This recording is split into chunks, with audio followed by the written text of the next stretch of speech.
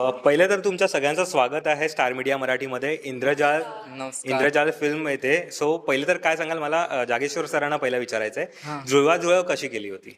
म्हणजे आम्ही जेव्हा महेश आणि माझी भेट झाली तर तेव्हा म्हणजे ॲक्च्युली आम्ही एडिटिंगच्याच एका कामासाठी भेटलो होतो, ज्याच्यामुळे आमचं एडिटिंगचं काम तर झालं. बट त्याच्यानंतर कसं होतं ना की आपण सतत भेटत राहिलो कामानिमित्त, तर ट्युनिंग सेट होतं आणि त्याच्यानंतर असं वाटतं की त्यांच्या महेशच्याच डोक्यात होतं की चल आपण काहीतरी असं पण करू शकतो ना, आपण काहीतरी वेगळं. हां, म्हटलं मला काहीच प्रॉब्लेम नाही, म्हणजे आपण करायला तर करूच शकतो आपण. सो आम्ही असं ना एक छोट्या लेवलला सुरुवात केली होती की एक लाईक फिल्म बनवायची किंवा असं, म्हणजे ह्याच्यामध्ये आम्ही स्टोरी सर्च करत होतो की जे आपल्या आपल्या लेवलला होऊ शकतं याच्यामध्ये. सो आम्ही आपल्या लेवलला बघता बघता बघता आम्ही आउटडोर इनडोर असं टाळत होतो की अरे ये लगेगा वो लगेगा अशा पद्धतीने. आणि नंतर मग ना आम्हाला ह्या सगळ्या प्रवासामध्ये नामदेव सर भेटले. नामदेव सर भेटल्यानंतर असं झालं की त्यांनी म्हणे की त्यांनाही अरे हे जरा मस्त होत करू मुलं वाटतात की चला आपण द्यावं 2-3 गोष्टी. पण जेव्हा आमचं डिस्कशन आणि ह्या सगळ्या गोष्टी होत गेल्या, तेव्हा त्यांनी पण इंटरेस्ट दाखवला त्यांचा. मग त्यांनी ऍक्च्युअल त्या गोष्टीमध्ये ना हे तो एक असतो मिस्टिरियस जंगल आणि ह्या सगळ्या गोष्टी, आणि जे माझ्या अगदी जवळचं होतं. ह्या सगळ्या गोष्टी मला करायला म्हणजे आधीपासूनच आवडायचं. सो तर ते त्यांनी आम्ही म्हटलं आता स्क्रिप्ट तर छान तयार होत आहे, छान रेडी होत आहे ती. सो जेव्हा गोष्ट रेडी झाली आणि स्क्रिप्ट म्हणजे बऱ्यापैकी आमची प्रोसेसमध्ये होती, तर तेव्हा आम्ही म्हटलं की नाही आता याला बजेट लागणार आहे, आणि आता बजेट लागणार आहे म्हणजे की कोणीतरी हवं आहे. आम्ही इकडे तिकडे अप्रोच पण करण्याचे प्रयत्न केलेत, पण महेशच्याच ओळखीने आम्ही त्यांच्याच एक ह्याचे म्हणजे मित्रच म्हणू आपण त्यांना, की त्यांच्या थ्रू आम्ही अजयदादा आणि मंगेश सरांपर्यंत पोहोचलो. सो आम्ही होप ठेवले होते असं नाही, कारण त्याच्या आधी पण आम्ही नकार म्हटलं चल ऐकवून तर बघू ना आपण असं काय होतं ते. सो त्यांना आम्ही ती गोष्ट ऐकवली आणि त्यांनी असा सुरुवातीला असा विशेष काही इंटरेस्ट नाही दाखवला, पण त्याच्यानंतर जेव्हा फोन आला आणि ते सगळे भेटले तर ते त्या गोष्टी होत गेल्या की अरे नाही आपण करू शकतो, काय करू शकतो करू शकतो करू शकतो करता करता ना आमचं ते प्रोजेक्ट खूप पुढे वाढत गेलं. आणि त्यांनाही तो म्हणजे थँक्यू म्हणेन खरंच त्यांना की त्यांनी आमच्यासारख्या नवीन कलाकारांवर विश्वास ठेवला. ते स्वतःही नवीन, म्हणजे त्यांनी काही ह्याच्या आधी प्रोड्यूस केलं होतं अशातला काहीच भाग नव्हता, पण त्यांनी आमच्यातला कदाचित प्रामाणिकपणा बघितला असेल आणि काय म्हणतात त्याला, आम्ही त्या गोष्टीला घेऊन किती सिरियस आहोत हे बघितलं असेल. सो ह्या पद्धतीने ना ते पोहोचले.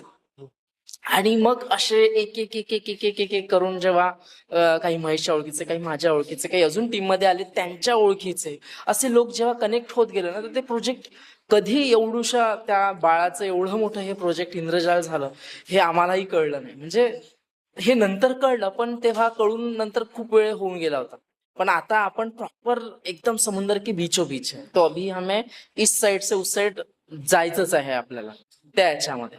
सो आलो, म्हणजे ह्या 3 वर्षाच्या अथक प्रवासानंतर आम्ही त्या किनाऱ्याहून आम्ही ह्या किनाऱ्यावर, म्हणजे आज शेवटी की एक वेळ अशी आली होती की अरे कधी रिलीज होणार आहे आपला सिनेमा, कधी कधी कधी, म्हणजे आपण हक्काने आपण दाखवू शकू. कारण आपण कुणाला लिंक सेंड करताना, आपल्या डीसी कटची सुद्धा लिंक सेंड करताना घाबरून असायचं की अरे लीक तर नाही होणार, हे तर नाही होणार, ते तर नाही होणार. पण आता हक्काने आता टीजर आणि ट्रेलर आणि अजून बऱ्याच गोष्टी छान प्रदर्शित होतात आणि त्याला छान प्रतिसाद पण मिळतो. सो खूप छान वाटतंय की एवढं जे आम्ही एवढ्यापासून सुरू केलं होतं ते ह्या लेवलला येऊन पोहोचलं. नक्कीच ट्रेलर आम्ही सुद्धा पाहिला, खूप छान वाटतंय. पण असं असतं ना सर, की आता तुम्ही स्टोरी तर सिलेक्ट केली, पण याच्यामध्ये VFX वगैरे लागणार आहे, बरंच काही मोठं घडणार आहे याच्यामध्ये. तेव्हा असं झालं होतं का कधी की नाही बजेट तर खूप जाणार आहे, सो आपण थोडं मागे येऊया, किंवा असं काही प्रॉब्लेम्स वगैरे आले होते का त्यावेळेला, किंवा स्टोरी आपण चेंज करूया, असं काही झालं होतं का?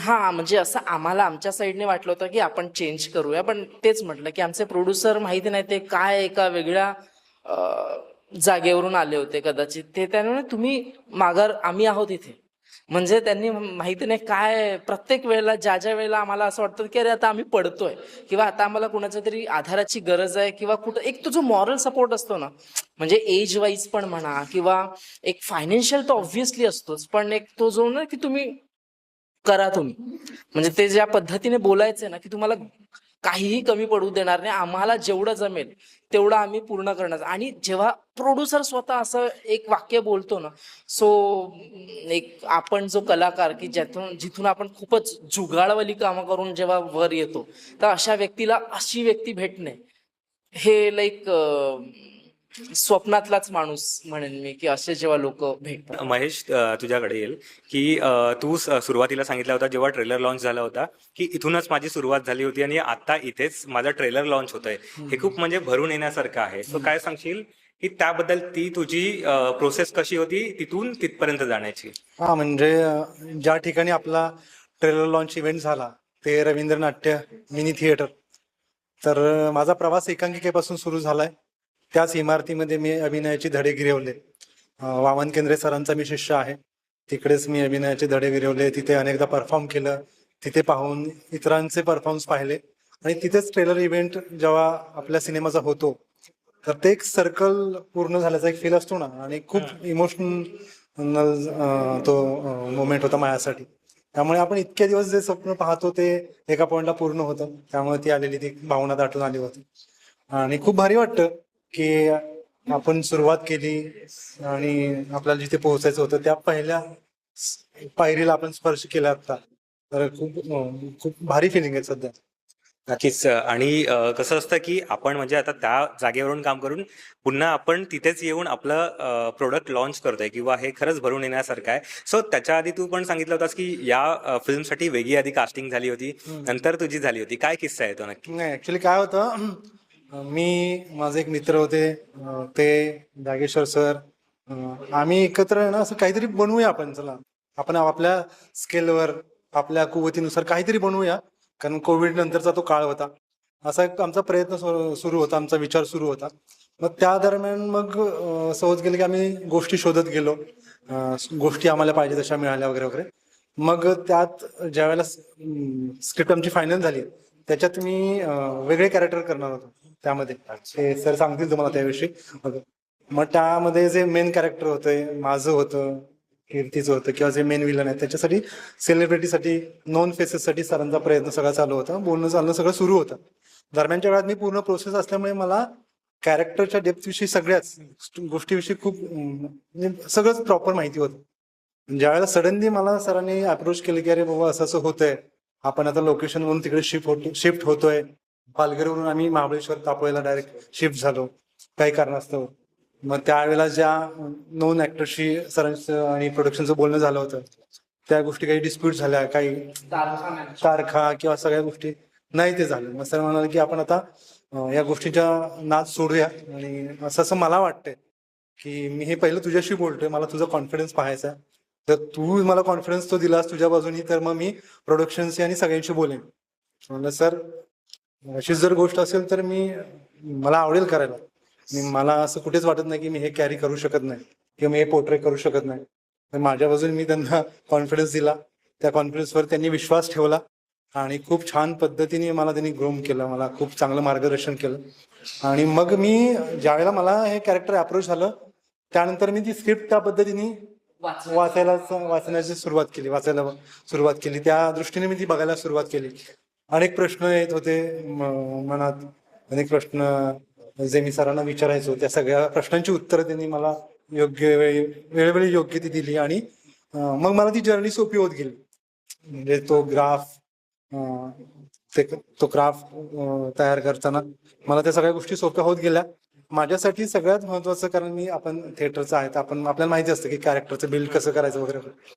माझ्यासाठी सगळ्यात आव्हानात्मक मी जेव्हा कुठलं कॅरेक्टर करतो तेव्हा हेच असतं की मी त्या कॅरेक्टरच्या सोलशी कसा कनेक्ट होतोय मेंटली आणि इमोशनली. जर मला त्याच्या जवळ जाता आलं तर मग मला ते करताना थोडा सहजपणा येईल किंवा ती मी व्यवस्थित करेन. तर हीच टफ प्रोसेस माझ्यासाठी नेहमी असते कोणत्याही कॅरेक्टर करताना.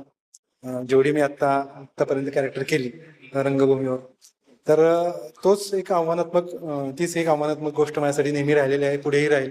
बाकी आपण सगळ्या गोष्टींचा विचार करतोच, त्याचा बॅकड्रॉप, त्याचं एज्युकेशन, त्याचा स्वभाव, त्याचा दृष्टिकोन, या सगळ्या गोष्टी असतातच. पण ही गोष्ट मला वाटतं ही खूप महत्वाची आहे आणि तिथेच त्या ऍक्टरचा कस लागतो. आणि हे सगळं तुम्ही पूर्वतयारी करता तरी पण तुम्हाला जेव्हा तुम्ही ऑन सेट जाता तिथला तर सगळा केओस, अचानक काही गोष्टी चेंज होतात, टेक्निकल प्रॉब्लेम्स येतात, त्यावेळेला मग तुम्ही ते तसं डिलिव्हर तुम्हाला करायचं असतं, 100% ते करायचं असतं. पण त्यावेळेला जर तुमच्या मागे दिग्दर्शक तुमचा ठामपणे उभा असेल, तुम्हाला समजून घेणारा असेल, तर मग सगळ्या गोष्टी मला वाटतं खूप सोप्या आणि सहज होतात.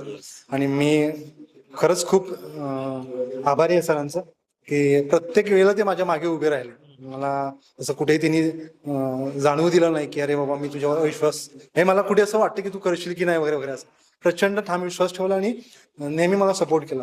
त्यामुळेच मी हे करू शकलो. Thank you sir. नक्कीच संधी आली त्याचं सोनं, कारण एवढ्या वर्ष तू म्हणजे अभिनयाचे धडे गिरवतोयस. सो संधीचं सोनं नक्कीच केलं असेल तू. Thank you, शनाया, मला तुला विचारायचं आहे की तू मराठी नाहीयेस पण मराठी खूप सुंदर बोलतेस तू, कारण मगासपासून मी ऐकतोय. ही जेव्हा तुझ्याकडे फिल्म आली, सो काय सांगशील की घरच्यांना किती प्राऊड फील झालं आणि तुझी एक्साइटमेंट किती होती? माझी एक्साइटमेंट खूप जास्त होती, पण मी कन्फ्यूज पण होती. माझा फर्स्ट एक्सपिरियन्स होता ना, मला प्रोसिजर नाही माहीत होता की काय होणार आहे, कसं सिलेक्ट होतो, काय वर्कशॉप, ॲक्टिंगचा काय माझा एक्सपिरियन्स नव्हता. आणि फिल्म ॲज अ लीड म्हणजे खूप मोठा हे आहे. तर मी सरांकडे गेली मीटिंगसाठी. सरांनी मला एक्सप्लेन केलं सगळं, कॅरेक्टर आणि माझा कॅरेक्टर काय आहे, फील काय आहे कॅरेक्टरचा, कसं असणार आहे, ट्रान्झिशन वगैरे. मला खूप चांगलं वाटलं, पण मी थोडा घाबरलेली की कसं करणार आहे. Again I would like to thank sir, because सरनी माझ्यावर विश्वास केला की तू करू शकते, तू टेन्शन नको घेऊ, तू करू शकते. लुक्सवर माझे खूप जास्त मला कॉन्फिडन्स दिले की तू चांगली दिसते, तू करू शकते, हे कॅरी करू शकते. मग मी केलं पूर्ण. आणि म्हणजे जास्त टफ नव्हता, नवीन एक्सपिरियन्स होता आणि चांगला होता. ओके, दर्शना काय सांगशील की कारण तू पण बरंच काही सांगितलंस ट्रेलर लॉन्चला पण. सो आधी कास्टिंग तुझं कसं झालं त्याबद्दल? कास्टिंगची एक मस्त वेगळी गंमत आहे, कारण की एक कमर्शियल नाटक होणार होतं. त्याकरता ते खूप रॉ कॅरेक्टर होतं, म्हणून मी एक फोटोशूट केलेलं त्यांना पाठवायला. लकीली ते मला नाटक मिळालं सुद्धा. पण त्यावेळेस मला असं वाटलं की मला फिरायला पाहिजे, मी फिरायला निघून गेली. ते नाही केलं मी. पण तो फोटो ना, नेमकं मला असं वाटतं की ते इथे यायला पाहिजे, इथे पोचणार होतं ते, म्हणून ते कसं कसं ते करून पोचलं. आणि सरांना आय थिंक ते फोटोज आवडले, तो लुक आवडला, डोळे वगैरे की जे रॉनेस आहे त्याच्यामध्ये. I think I got lucky with that, की त्यामुळे माझं तिकडे कास्टिंग झालं. आणि सरांनी मला आठवतंय, सरांनी लगेच फोटो बघून कास्ट केलं, पण नंतर सरांनी विचारलं तुला हिंदी येते ना? मी म्हटलं अरे सर क्या बात है, हम हर लँग्वेज बोल सकते. मग लकीली आम्ही फिल्ममध्ये माझं कॅरेक्टर जे जैसलमेर वरून आहे आणि पूर्ण फिल्ममध्ये मी मारवाडी बोलतेय, तर ती खूप वेगळी मजा आहे, खूप गमतीदार आहे ही. एक ना, हा, मारवाडी म्हणजे कथेमध्ये मारवाडी जोगन जैसलमेरवाली हे कॅरेक्टर तर होतच, बट ना आम्ही ते हिंदीतच लिहिलेलं होतं. पण ह्या दर्शनाचे ते वेगळे एफर्ट्स की तिने ती जी आयडिया लावली, तिने तिचे सगळे डायलॉग तिच्या एका मारवाडी मैत्रिणीकडून ते म्हणजे ट्रान्सलेट करून घेतलेत. आणि ते ट्रान्सलेट करून तिने ते जे गिरवलेत ना, आणि ते जे ज्या पद्धतीने ते कॅरेक्टर तिने प्ले केलेलं आहे, म्हणजे ते कुठेच वाटणार नाही तुम्हाला की ही मराठी मुलगी आहे. की ज्या पद्धतीने ते, कारण नुसतं पाठांतर करून ते बोलणे नाही, तर त्या वाक्यांवर तेवढा विश्वास पण आपला आतून असायला पाहिजे. आणि ते जे एक ठाम असणे त्या जागेवर, त्या भाषेवर, तर ते म्हणजे खरंच म्हणजे ती ती ज्या ज्या वेळेला त्या स्क्रीनवर जे बोलताना दिसली आहे ती, तर ती तुम्हाला कुठेच कळणार नाही की ही मराठी आहे. आणि ती खरंच खूप छान. आणि म्हणजे हे अगेन ते तिच्याच साईडचं एक एफर्ट होतं, आणि जे खूप सुपर एफर्ट होतं. या सगळे कलाकार हे आहेत, त्यांना तयार व्हायला म्हणजे वेगवेगळे लुक त्यांचे दिसते. त्यांनी ट्रेलर लॉन्चला आम्ही पण ओळखलं नाही की हे आहेत का. सो कोणाला सगळ्यात जास्त टाइम लागायचा तयार व्हायला आणि कोणाचा लुक डिफिकल्ट होता? सर्वात कमी वेळ लागायचा सूर्याला. सर्वात कमी वेळ लागायचा, कारण तो तसाही खूप काय म्हणतात त्याला, एक खूप कामाशी काम ठेवणारा, खूप मस्ती न करणारा असाच व्यक्ती होता. म्हणजे जेव्हा की तो तर अगदी सुरुवातीपासून असल्यानंतर सगळ्यांशी आमचा बोलचाल असल्यानंतर त्याचं ते, पण तो खूप कॉन्सन्ट्रेट होता त्याच्या कामाशी. आणि सर्वात जास्त जर रेडी होण्यासाठी वेळ लागत असेल, म्हणजे ऍक्च्युअल वेळ, की जस्ट मी मुलगी आहे म्हणून मला एक वेळ हवा आहे माझा 2 तास नाही, तर ते गेटअपची गरज होती. सो दर्शनाला कारण तिचं अगदी इथून ते पायापर्यंत तिला काळे करणे, गोंदणे, नंतर ते वेगळे नेलपेंट, अलता आणि ते कॉस्ट्युम, ती ज्वेलरी, हे सगळं खूप सिक्वेन्सली आणि नंतर मग त्या सगळ्या करणे. आणि हा जेता स्वामी पण आहे सोबतच, म्हणजे तुम्हाला ते पूर्ण सिनेमाभर ते कपडे नसलेलेच व्यक्ती असं म्हणून लंगोटवर आहे, बट स्टील ते लंगोटवर असणं सुद्धा, लंगोट बांधण्यापासून ते पूर्ण शरीर भभूत आणि ते पूर्ण एवढी जटा लावणं, हेअरस्टाईल करणं. सो हे 2 कॅरेक्टर होते ज्यांना व्यवस्थित, म्हणजे ह्यांच्यानुसारच आम्ही बऱ्यापैकी स्केड्यूलचं टाइम ठरवायचो किंवा सीन्स ठरवायचो की अच्छा आता हे यांचे लागणार आहे, तर ह्यांचं आम्ही मोस्टली पहिले नाहीच लावायचो, म्हणजे सुरुवातीचं लावायचो जेणेकरून यांना तो रेडी व्हायला वेळ मिळेल. ओके. बरं, तुमच्यापैकी कोणाचा लुक सगळ्यात जास्त तुम्हाला आवडला होता? मला माझा ट्रान्झिशनचा लुक आवडलेला, खूप जास्त आवडलेला, म्हणजे I was living in it. आणि दुसऱ्यांचा पण सांगू का?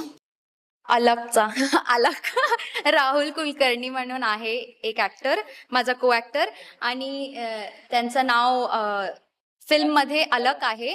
त्यांचं लुक मला खूप फंकी वाटला, कारण एकदम मस्त, एकदम तो कॅरी पण करत होता चांगला, एकदम चष्मे वगैरे लावायचं, असं खाली बघायचं, हे सगळं मला आवडलं. बरं, नॉर्मली या फिल्म एखादा सेट वगैरे उभं करून केल्या जातात शूट वगैरे, पण तुमचं लाईव्ह लोकेशन होतं. हो.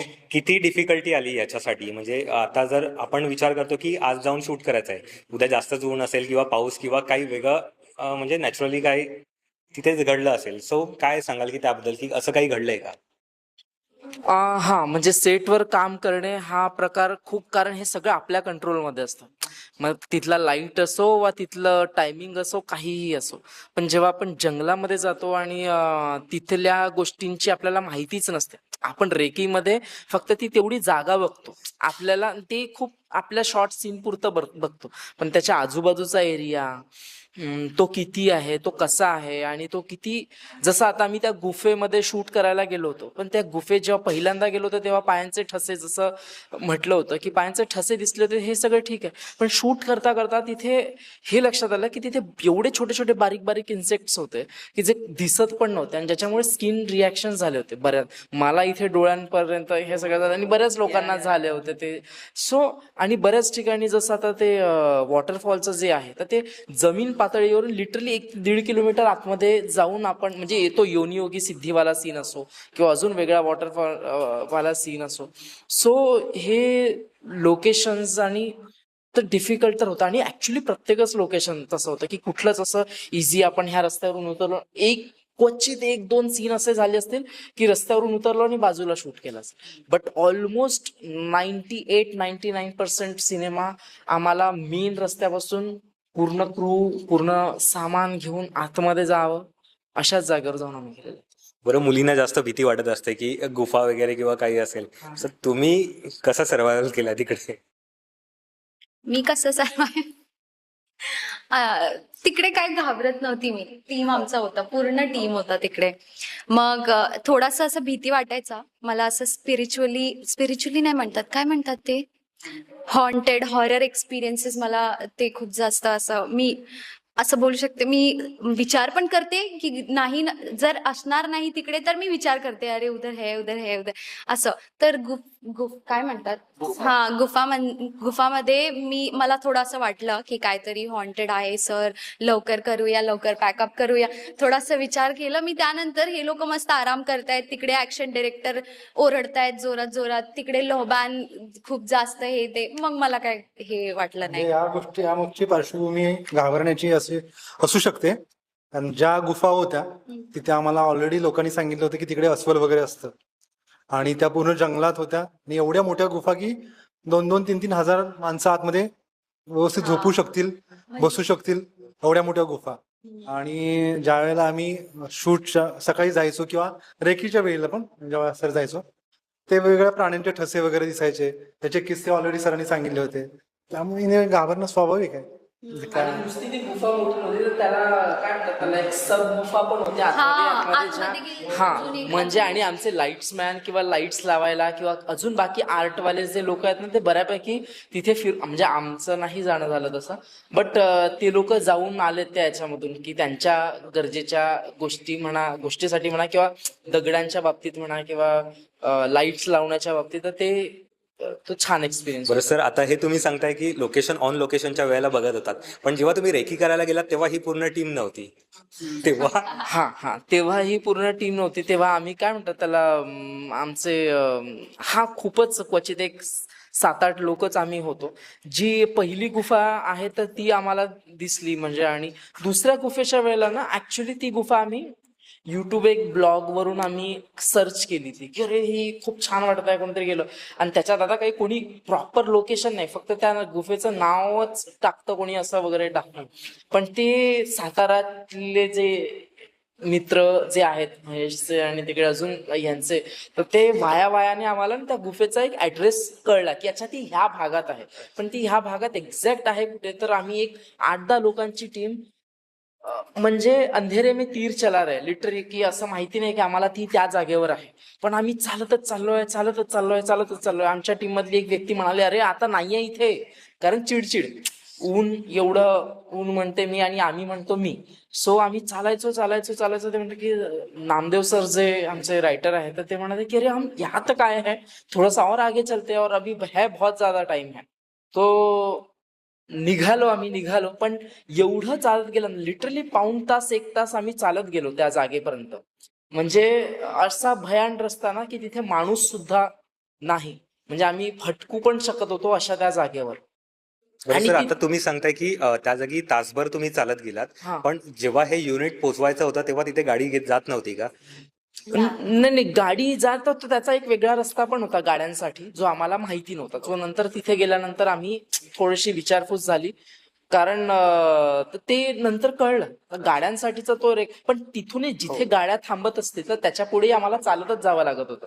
आणि ती गुफा अशी होती ना की ती गुफा त्याच्यानंतर डायरेक्ट खाई, म्हणजे आम्ही जर साईडने जर बघितलं तर ती अशी इथे गुफा आहे आणि त्याच्या जर जास्त पाऊस झाला किंवा काहीही छोटासाही जरी भूकंप आला ना तर डायरेक्ट एवढं सगळं ते म्हणजे म्हणजे इतकं ते भयानक होतं. आणि ते आम्हाला शूट करताना जाणवलं नाही, ते आम्ही शूटिंग करता झाल्यानंतर आम्ही त्या भागात कधी जाणंच नाही झालं. आमचं शूट संपलं जसं आता आमचा एक काहीतरी 4-5 वाजताच्या दरम्यान तेव्हा आम्ही गेलो त्या साईडला.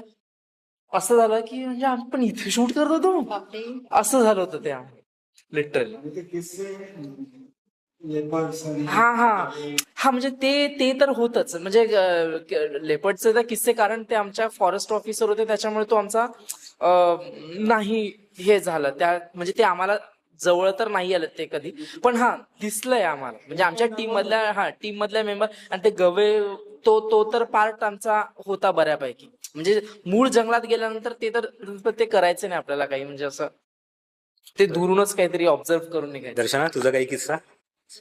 लोकेशनच्या बाबतीत हा, लोकेशनच्या बाबतीत. लोकेशन्स म्हणजे जसं मी नेहमीच म्हणते की मला माहित नव्हतं सातारा वगैरे, पण एकदा साताऱ्यात गेली थँक्स टू इंद्रजाल, बिकॉज मी तिथे गेले आणि इतके अप्रतिम लोकेशन्स मी बघितले, म्हणजे गेल्या तर आमचे फोनच निघायचे असे, म्हणजे हा स्क्रिप्ट वगैरे ठीक आहे पण फोन्स, कारण की इतकं अमेझिंग माउंटन्स आहे, बॅक वॉटर्स आहे, रिव्हर आहे, केव्ज आहे, वॉटरफॉल आहे, म्हणजे अमेझिंग, म्हणजे माय माइंड वॉज ब्लोन एवढं ह्यूज असं बघून. आणि किस्सा म्हणजे ऑल ग्रेट, कारण की मला तर खूप चांगली वाईब्स यायची, काहीतरी रॉ तुम्हाला जेव्हा मिळतं. आणि माझं कॅरेक्टर पण रॉ आहे, तर मला खूप मातीशी कनेक्ट व्हायला मिळालं. मी विदाऊट चप्पल पूर्ण फिल्म केलेली आहे, तर ते तिकडेच दगडांवरती आम्ही फिरायचो, उन्हामध्ये, पाण्यामध्ये, चिखलामध्ये, सगळीकडे. सो मला खूप मजा आली ते करताना. So it was a great pleasure to see such kind of locations. बरं महेश, असं पूर्ण हे सगळं म्हणजे आता घाबरण्यासारखंच होतं तिकडे बरंच काही. तुमच्या टीम कडून किंवा असं काही प्रँक वगैरे झालेत का की घाबरवला गेलाय किंवा असं काही? त्याला असायला हवं, तो नाही, तो सिरियस स्टुडंट होता आमच्या ह्याच्यामधला ऍक्टर. तो यायचा, तो काम करायचा सिन्सिअरली आणि चुपचाप जेवून झोपून जायचा. महेश बिलकुल नाही. आमचे टवाळगिरी सुरू असायची. मी म्हणजे अगदी पेप्सी वगैरे आणायला जायचो, कारण की जवळपास तर काहीच नसायचं ना. मग ते अगदी 5 किलोमीटर जा, मग एक पार्लेजी बिस्किट काहीतरी इंटरेस्टिंग गोळ्या वगैरे मिळाल्या तर घेऊन या का. पण हा नाही, बिलकुल नाही. हा यायचा, प्रामाणिकपणे काम करायचा आणि शांतपणे निघून जायचा. तो आम्हाला सेटवरतीच दिसायचा. शनाया, तुझे काही असं म्हणजे प्रँक वगैरे काही घडलंय तुझ्याबद्दल तुझ्या नाही, बाबतीत? प्रँक वगैरे काहीच नाही केलेत. हा, प्रँक नाही केलेत, पण खूप मस्ती, म्हणजे एवढी मस्ती की किती वेळा तर डायरेक्टर मला असं बोललेत की प्लीज इसको सेट से बाहर निकालो, इसका सीन नहीं है तो प्लीज जाके इसको बिठाओ. एवढी मस्ती केलंय ना आम्ही सगळे, एकदम कॉलेज सारखं पूर्ण. आणि खायला आणायचं आम्ही, ते ती म्हटली तसं. म्हणजे खूप मज्जा आली, असं वाटलं नाही शूट होतोय, असं वाटलं नॅचरली आपण ट्रिपला आलोय. परत सेटवरती डिरेक्टर स्ट्रिक्ट असतात, हे डिरेक्टर कसे ते होते? नाही, ते फक्त स्ट्रिक्ट ना एवढ्यासाठी होतात, म्हणजे जर सीन चाललाय तिकडे आणि मी तिकडे खिखी करते, हसते, तर मला बोलणारच. तसं नाहीतर एवढं फ्रीडम मला भेटला तरी मी एवढं मस्ती करू शकते. आम्ही सगळं मस्ती करायचे. पॅकअप नंतर तर सर पण आमच्या सोबत. हो. तसं स्ट्रिक्ट नव्हता, पण रूल्स तर रूल्स आहे ना. बरं सर, IMDb वरती सेकंड नंबर वरती रँकिंग करताय, हा. काय सांगाल, कसं वाटतंय? प्राऊड मुमेंट आहे. म्हणजे आपण म्हणजे एक एक वेळ होती की आपल्या नावासमोर IMDb लागावं ह्याची एक धडपड करायचो, म्हणजे एक 4-5 वर्ष आधी. आणि आता नुसतं माझ्या नावासमोरच IMDb नाही तर सिनेमाच IMDbच्या सेकंड रँकवर येतोय. सो ही प्राऊड मुमेंट आहे. आणि कोणी व्यक्ती म्हणजे हा म्हणजे आता आपल्या फिल्म लाईनमध्ये IMDbचा एक वेगळं स्टेटस आहे. सो त्याला बघून जर जज करत असतील, सो मला असं वाटतं की नुसतं ट्रेलर टीजरने नाही तर तो ॲक्च्युअलमध्ये अजून फिल्म पाहिल्यानंतर लोकांच्या वाहवाही फिल्मने घ्याव्यात आणि अजून ते बऱ्याच लोकांपर्यंत ते पोहोचावं. लाईक तो 1वर पण यावा सिनेमा, अशी अपेक्षा. आयुष्य तर नक्कीच बदललंय, म्हणजे कारण पण ना तो अजून तो वाववाला हे येत नाहीये मुवमेंट अजून. कदाचित आपण खूप ग्राउंड लेवलवरून आल्यानंतर, म्हणजे असं काही अचानक नाही मिळालेलं आहे काहीच. प्रत्येक गोष्टीसाठी धावपळ, धडपड आणि हे काय म्हणतात त्याला, असं करतच. आणि इथे असं झालंय की इथे सगळं असं कधी कधी नाही मागितलं तरी पण आपल्या समोर रेडी असायचं, हे झालेलं आहे ह्या सिनेमाच्या बाबतीत. सो ते तर आहेच. आणि हाईटवाली जसं तुम्ही ते गोष्ट बोलत, हा तो झाला आहे मुवमेंट. सो त्या दिवशी ते ट्रेलरच्या वेळेला तो फ्लोमध्ये, कारण ते निघालं असं, म्हणजे ते त्याच्यामुळे मला कुणाला तरी कमी दाखवायचं किंवा मी तुम्हाला हे बघा नाही, मी माझ्याच फ्लो मध्ये होतो. मला कुणाला काहीतरी करून नाही दाखवायचं, मला माझ्यासाठी जगायचं आहे. मला माझ्या आईबाबांचं नाव हा म्हणजे त्या लेवलला न्यायचं. माझे बाबा असते, आता ते कोविडमध्ये गेलेत, बट माझे बाबा असते तर, कारण त्यांना फिल्मचं खूप नॉलेज होतं. माझे बाबा टेलर होते. सो ते जेव्हा त्यांच्या यंग झोनमध्ये होते तेव्हा ते फिल्म एवढ्यासाठी बघायचे की कुठल्या हिरोईननी कसं ब्लाऊज घातलंय किंवा साडी कशी नेसली आहे किंवा त्यांनी ब्लेझर, कोट, शर्ट काय कसं, पॅन्ट कशी घातली आहे. सो ते मला सांगायचं की आम्ही पण तुझ्या ह्याच्या होतो ना तेव्हा, मग तशा टाईपचं नवीन नवीन शिवायचो आम्ही. सो आता त्यांनी माझ्या फिल्म लाईनला त्यांना आवडायचं ते खूप. सो तर हा ते एक आहे की ते असते तर अजून जरा आज त्यांना दाखवू की त्यांच्या मुलाने आज असं काहीतरी, ज्या गोष्टी मी त्यांच्यासोबत करायचो ते पण बऱ्यापैकी स्पिरिच्युअल नॉलेज त्यांना होतं. आमच्या गप्पा गोष्टी, डिबेट खूप जास्त चालायचं. सो हा ओव्हरऑल एक चांगलं आहे. आणि मी पण बोलू त्या सेंटेन्स बद्दल, इंग्लिश मध्ये बोलणार. We take that back, sir is worth billions and trillions. Sir म्हणजे सरचा वर्थ मी बोलू शकत नाही तुम्हाला. ते ऑब्व्हियसली इमोशनल, जेव्हा आम्ही इमोशनल होतो तेव्हा काय काय निघतो आपल्या तोंडात, ते काय कमी नाही आहे सरांमध्ये, ते ऍक्च्युली ऍड ऑन आहे. अजून सर म्हणजे मला असं वाटतं ते काही प्रॉब्लेम नाहीये लाईफ मध्ये. मैं हिंदी मध्ये बोलते मी, वो कुछ भी प्रॉब्लम नहीं है. सर के मुंह से ऐसे ही निकला था, वी टेक दैट बैक. उसी के वजह से अभी भी वो वैसे हैं, कोई चेंजेस नहीं है, लेकिन फिर भी he is doing great, he is doing wonders in life and he is worth more than what people can think. So that's all. Thank you. तुम्ही सर किती वर्षाचा हा स्ट्रगल आता पहिली पायरी गाठली, किंवा किती वर्षाची मेहनत सफळ झाली, आता काय सांगा? किती म्हणजे ओव्हरऑल ना माझ्या Overall, हा तर ही आहे अगदी म्हणजे 17-18 वर्ष झालेत मला मुंबईमध्ये, म्हणजे आता 18वं वर्ष सुरू आहे मला मुंबईमध्ये. सो इथे आलो होतो तर ऍक्टर बनायलाच आलो होतो. सो सुरुवातच माझी काय म्हणतात त्याला स्पॉट बॉय पासून झाली होती. म्हणजे पहिलं काम मिळणंच हे खूप जास्त महत्वाचं होतं. सो स्पॉट बॉय पासून तर ते इथपर्यंत येण्याचा जो प्रवास होता, कारण अगदीच त्याच्यामुळे तो ना काय म्हणतात त्याला की कुणाला ॲटिट्यूड देणं किंवा किसी अरे अभी मैं इस पोस्ट पे इस जगह पे हूँ ह्या सगळ्या गोष्टी बोलणं हा भावच नाहीये आता. म्हणजे असं वाटतं की अरे ह्या जागेवर मी पण तर होतो. म्हणजे हे अशा प्रत्येकच जागा आहेत ज्याच्यामध्ये तर त्याच्यामुळे तर तो हे नाहीये. म्हणजे काय म्हणतात त्याला, म्हणजे हा त्या सगळ्या जागा आपण जगून चुकलो आहे. तर त्याच्यामुळे हा म्हणजे सॉरी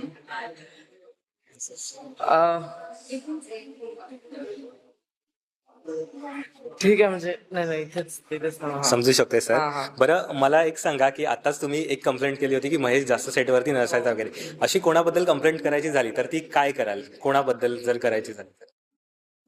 सगळ्यांबद्दल असं जर बोलायला गेलं तर माझ्याकडे लिस्ट आहे. म्हणजे सगळ्यांचं काही ना काहीतरी अतरंगी होतं. म्हणजे जसं की मी आणि वरुण म्हणून आहे आमच्या टीममेट मधलं, आम्ही मेक शुअर करायचो की अरे वेळ मिळाला पोहायलाच निघून जा, इकडे सीन चाललेत, सिरियस सीन चालले आणि आम्ही पाठच्या साईडला पोहतोय, किंवा ही आहे हिचं काही ना काहीतरी असं. बरोबर तू जायची. हा हा आम्ही अलग बरोबर, म्हणजे अजून एक कॅरेक्टर आहे राहुल कुलकर्णीचा, अलग म्हणून तो कॅरेक्टर प्ले करतोय. सो आम्ही दोघं, आम्हाला जर वेळ मिळाला तर आम्ही बाईकवरती बसायचो आणि लांब म्हणजे तिकडे विंडमिल्स आहे आणि एकच दुकान आहे तिकडे. त्या एका दुकानामध्ये ते पार्लेजीची बिस्किट, दुधाची चहा आणि पेप्स्या मिळायच्या. आम्ही ते सगळे घेऊन यायचो आणि मग कोण असेल युनिटमध्ये, अरे घे तू ऍश कर अभि मजा आएगी करून. तर असं सगळं चालायचं आमचं. इव्हन धीरज म्हणजे फुल काय म्हणतात त्याला माहोल आणि अशा शायरी वगैरे करायला आवडतं. मग तो बसायचा आणि आम्ही असं बसायचो, जरा चल कुछ सुना अभि असं. It was all fun. Actually तिथे वातावरण थोडंसं शायरीवालंच व्हायचं. म्हणजे त्या हो जागेवर हो है ना? हो. नाही आपण बॉन फायर वगैरे करून हा, पण हा, बसायचो. मजा तिकडे यायची. डिस्कशन पण व्हायचं सीन बद्दल. आम्हाला कळायचं की उद्या कुठलं सीन आहे, आम्हाला प्रिपरेशन करायचंय, आम्ही डिस्कस करायचो. एडीज पण बसायचे आमच्यावर. So it was all fun. Yes, same. Actors माझे फेवरेट जे होते ना ते धीरज शर्मा, कारण ते थिएटरला बिलॉंग करतात आणि ते मला खूप हेल्प केले तर ऍक्टिंग बद्दल, मेथड ऍक्टिंग काय म्हणतात ते सगळं, सीन्स वगैरे आम्ही सोबत बसून वाचायचे आणि दुसऱ्या दिवस जे सीन लावणार आहे ते आम्ही प्रॅक्टिस करायचे. आणि रोशन सत्यम छेत्री रिअल नेम आणि रोशन कॅरेक्टरचा नेम, आणि राहुल कुलकर्णी ॲज आलक, आम्ही सगळे, आणि अजून एक होती संजना देशमुख, आणि आम्ही सगळे 5 लोक एकत्रित बसून ना दुसऱ्या दिवशीचा आम्ही ते सीन्स वगैरे वाचायचं आणि पूर्ण प्रॅक्टिस करायचं. It was so helpful.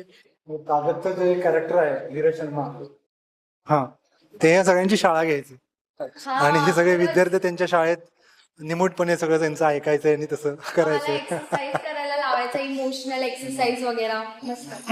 बरं आता तुम्ही एवढे महिने म्हणजे तिथे शूट केलात, अशी कुठली इमोशनल मुवमेंट की किंवा तो सेट सोडताना की आपण इथे खूप जगलोय असं वाटलं, ती मुवमेंट शेअर करायची झाली तर ती कुठली? ऍक्च्युली खूप नॉस्टॅल्जिक व्हायला होतं जेव्हा ते लोकेशन आठवतात ना, कारण 1.5 महिन्याचा काळ आपण तिथे जातो, त्या निसर्गाशी त्या जागेशी एकरूप होतो.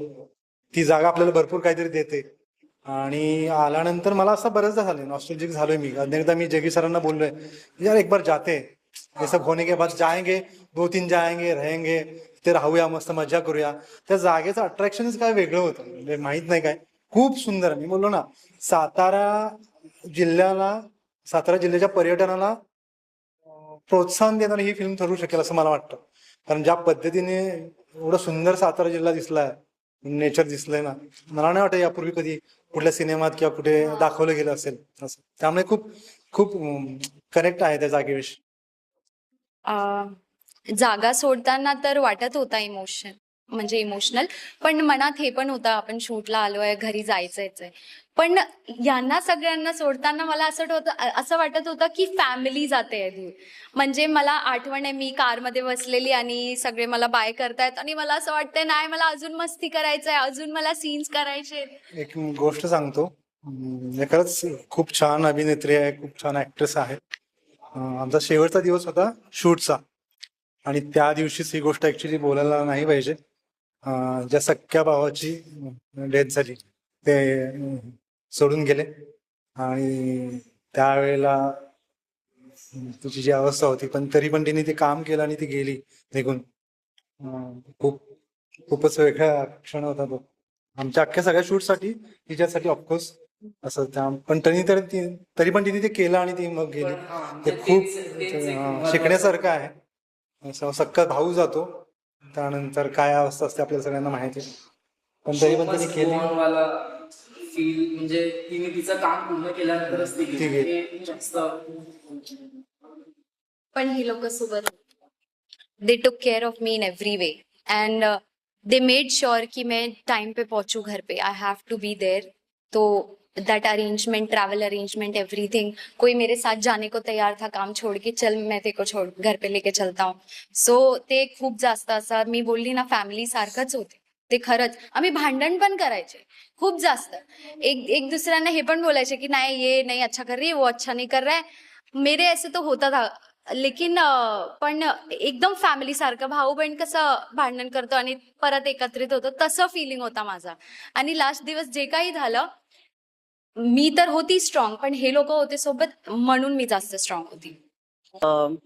जेव्हा तुम्ही इतके वेगवेगळे लोकेशन्स आणि इतक्या वेगवेगळ्या लोकांना भेटता तुम्ही, आणि एक गट्टी जमते तुमची एकत्र, भट्टी पण जमते त्याचबरोबर कामाची, आणि निघताना असं वाटलं की अरे यार ही फिल्म संपूच नाही, का संपली एवढं लवकर. अजून मी तर म्हणेन सर प्लीज पार्ट 2 आणा, पार्ट 2 घेऊन या, म्हणजे आम्हाला परत जायला मिळेल आणि वी कॅन गो अगेन आणि एन्जॉय दॅट प्लेस. पण नाही, खूप इमोशनल पण फील झालं बिकॉज लास्ट मोमेंटला म्हणजे अनफॉर्च्युनेटली हा किस्सा घडला आणि इट वॉज लाईक सगळ्यांना बाय बोलणं तर अवघड होतं, पण हिच्यासाठी खूप वाईट वाटत होतं. She is like a sister to me, आणि असं कुणाबरोबर पण व्हायला नाही पाहिजे. बट अँड आय होप की आता जेव्हा फिल्म आपली रिलीज होते आणि आम्ही सगळे एकत्र येतोय आणि इतक्या वर्षांनी आम्ही एकमेकांना बघतोय, तर आता तेच जुने दिवस आठवत आहेत, जुन्या गमती आठवत आहेत आणि आम्ही भेटतोय आणि we just can't wait to be together again. And I hope असं आम्ही नवीन नवीन काहीतरी एकत्र करू. येस, नक्कीच ही फिल्म सुपर डुपर हिट व्हावी आणि आता तुम्ही जसं बोललात सेकंड पार्ट यावा, तशी त्यासाठी तुम्हाला खूप खूप सदिच्छा. थँक्यू सो मच आमच्याशी गप्पा मारल्याबद्दल. जाता जाता तुम्ही प्रेक्षकांना काय सांगाल? प्लीज 24 जुलैला 24 जुलैला in your near by theatres जाऊन आमचा फिल्म बघा आणि आमची फिल्म बघा आणि खूप इंटरेस्टिंग आहे. फॅमिली सोबत जाऊन बघा, तुम्ही रिग्रेट नाही करणार, हे मी बोलू शकते. नाही, सेम सांगणार की सेम हिअर की तेच सांगेल की सिनेमा खूप छान झालेला आहे असं हे आम्ही म्हणत नाहीये. तर ह्याच्या आधी आमच्या काही स्क्रीनिंग झाल्यात ज्याच्यामध्ये आम्ही काही असे पण लोक जे फिल्म रिलेटेड लोक आहेत, जे क्रिटिक्स आहेत, अशा लोकांना आणि जे एकदम कॉमन ऑडियन्स आहेत अशा लोकांसाठी पण आपण स्क्रीनिंग ठेवलं होतं. सो की सगळ्यांसाठी आपण की त्यांचे रिव्ह्यू काय आहे, सो त्यांच्यासाठी पण एक स्क्रीनिंग ठेवलं होतं, जेणेकरून ज्याच्यामध्ये आम्हाला कळलं की कुणाकडूनही असे खूप म्हणजे बरेच लोकांचे असे कमेंट्स होते की फिल्म खूप फास्ट आहे. लाईक असं नाही की तुम्ही असं मागे टेकून तुम्ही बसणार, असं नाही. तुम्ही एकदम एजवरच राहता प्रत्येक वेळेला पण, आणि तुम्ही काही मिस नाही करू शकत. तुमचा एक शॉट किंवा एक डायलॉग किंवा एक सिक्वेन्स काही चुकला तर तुम्हाला असं वाटेल की अरे काहीतरी आपलं सुटलंय. सो ते तुम्हाला कळणार नाही, त्यासाठी दुसऱ्यांदा सिनेमा पाहावा लागू शकतो. सो तुम्हाला रिक्वेस्ट आहे, सो प्लीज म्हणजे सिनेमा बघताना त्याच वेने बघा आणि छान आतापर्यंत कॉमेंट्स, कॉम्प्लिमेंट्स सगळं छान मिळालंय. सो आय होप तुम्हाला सुद्धा आमचा सिनेमा तसाच आवडेल आणि लोकांना तुम्ही सांगाल. थँक्यू.